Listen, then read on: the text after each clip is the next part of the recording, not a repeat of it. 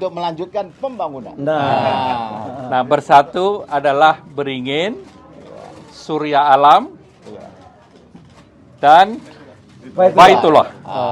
Jadi kalau pohon beringin harus disinari oleh matahari. Dia akan menjadi hijau, dan kalau sudah tumbuh, kita sama-sama membangun dan melanjutkan mendapatkan ridha Allah dari Subhanahu wa Ta'ala.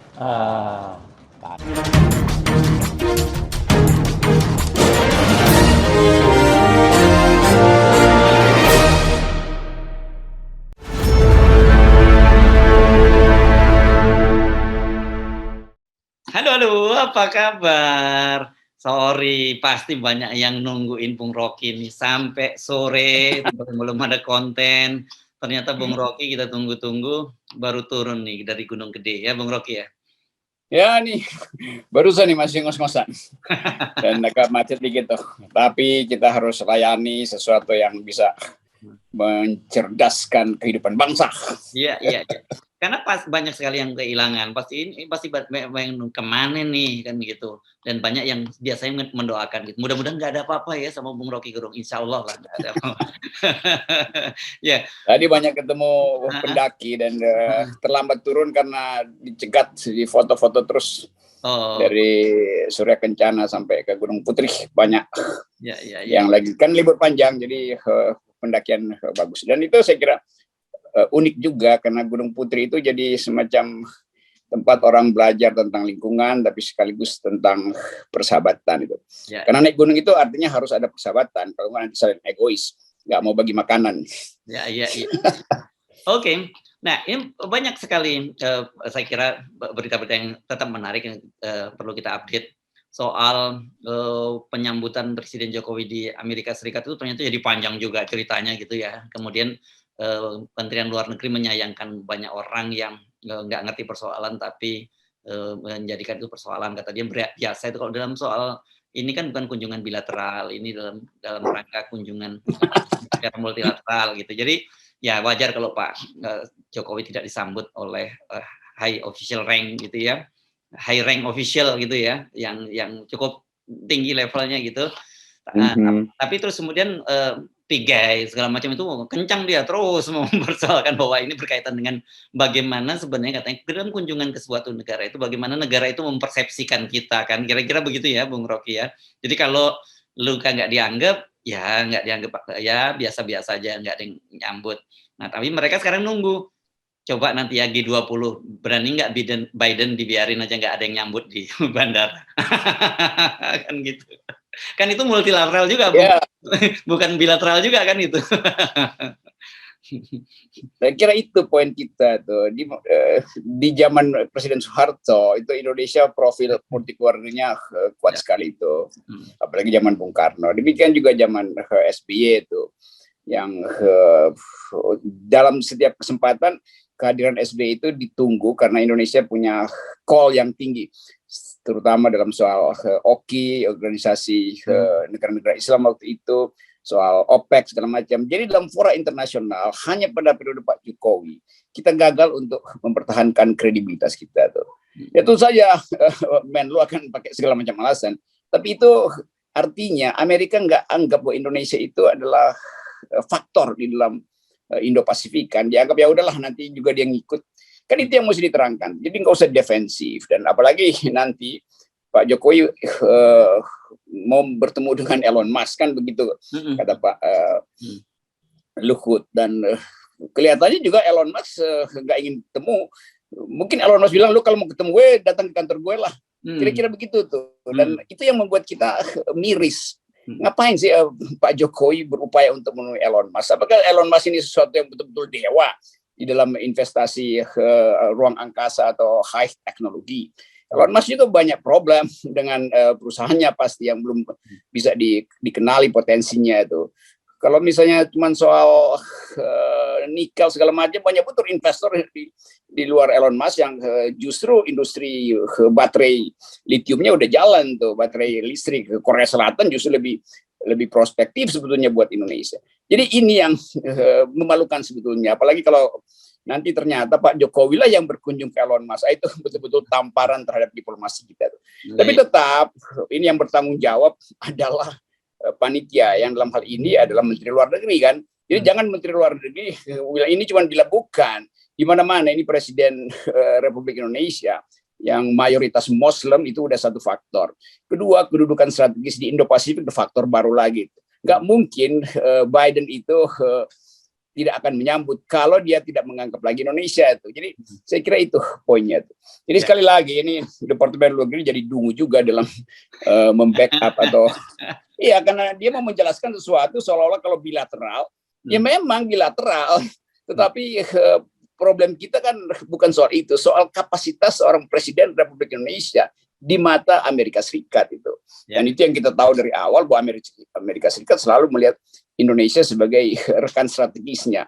Bahkan Indonesia ada dalam kawasan Seato dulu tuh. Dan sekarang kehilangan profil internasional.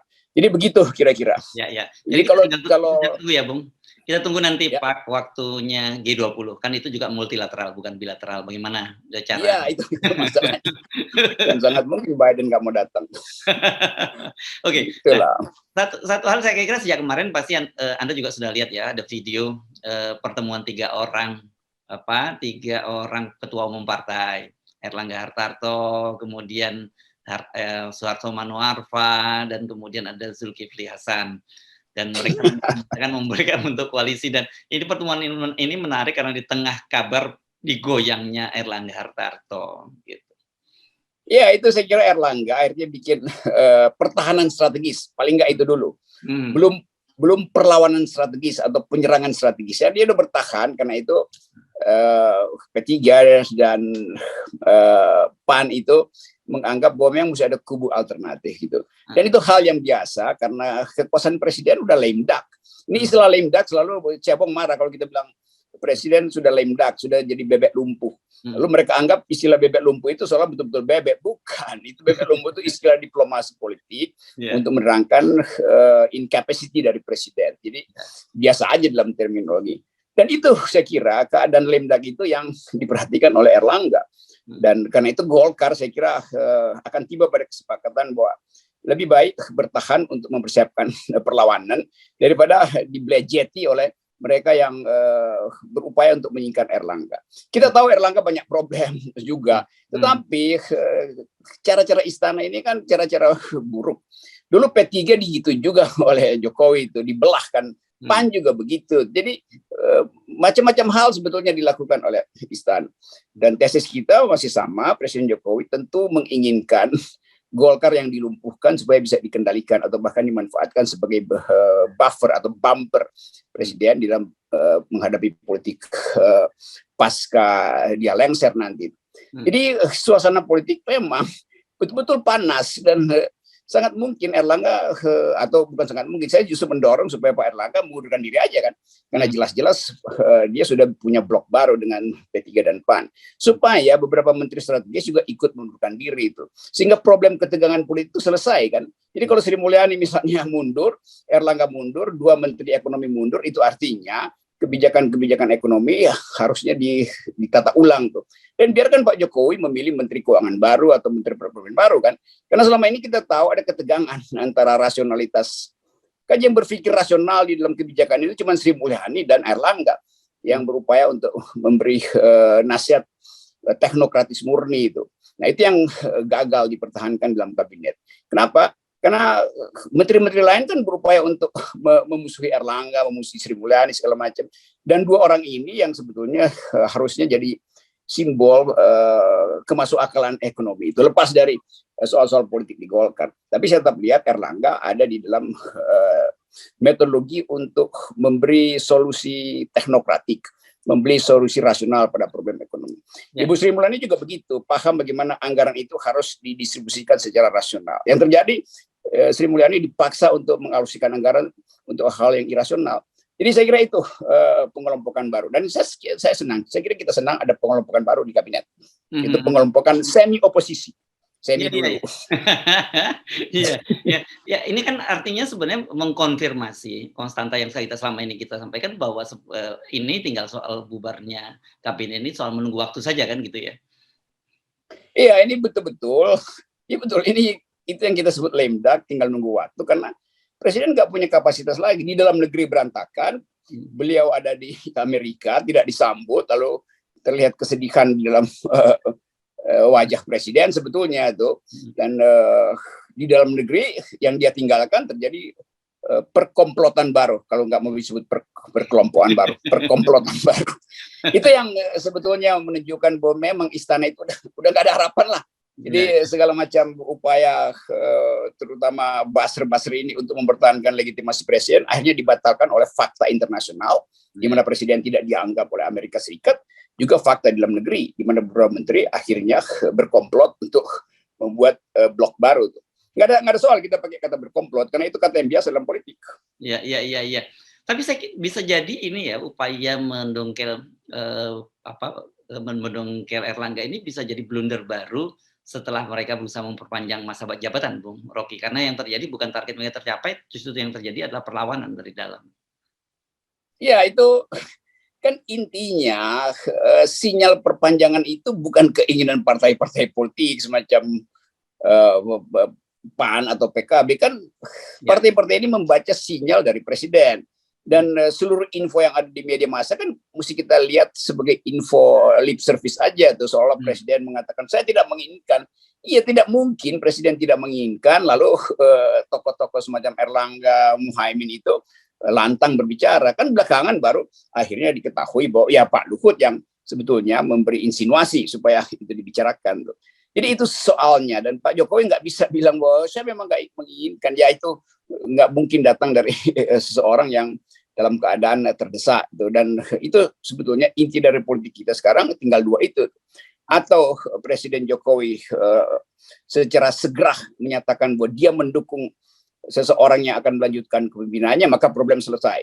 Kan kalau Pak Jokowi bilang calon saya adalah Ganjar, calon saya adalah Anies misalnya, selesai masalahnya kan. Jadi orang terkelompok untuk hal yang predictable. Sekarang kan nggak predictable, karena orang menganggap ya Golkar akan dipakai Pak Jokowi untuk peternakan politik baru, dan Golkar baca lebih cepat siasat itu. Saya kira begitu yang kita cuma memetakan persoalan ya. FNN selalu hanya ingin memetakan persoalan, bukan mengambil keuntungan dari pemetaan itu. Tapi bacaan Anda kira-kira mungkin nggak terbentuk kelompok baru lagi gitu dalam waktu dekat ini sebelum Pak Jokowi pulang bahkan dari Amerika? Saya kira malam ini ada rapat lebih strategis kan buat mengukur kalau Pak Jokowi pulang sidang kabinet akan bicara apa tuh. Nah, pasti sebelum sidang kabinet pulang udah ada semacam konferensi pers bertiga itu. Dan mungkin 2 hari lagi ada konferensi pers tambahan tuh. Jadi kita bisa bilang aja bahwa ini ada semacam poros tengah baru. Oke, baik, terima kasih Bung Rocky. Ya, salam akal sehat dan salam knowledge. Oke, terima kasih. Yo.